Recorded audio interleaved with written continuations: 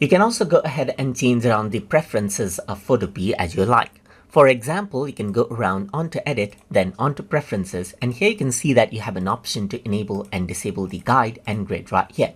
Apart from that, you can also go around and change the color of the guide that you have right here, just like this. So over here you can see that it is blue right here.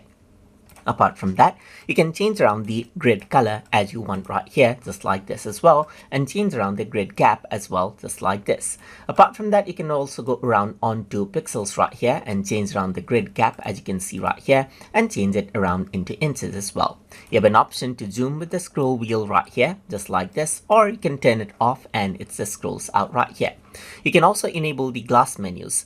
So over here you can see that right now the menus are showing white right here, just like this. But if I were to enable out the glass menu right here, then what happens is that you see the glass menu right here, just like that. So let me just go around over here and change around the location right here, just like this. And now you can see that these are the ruler units right here. And you can also go around for cursor offsets right here, as you can see right here, and work around with API keys as well if you want to. And that is how you can access and work around with preferences as you like inside a Photopea.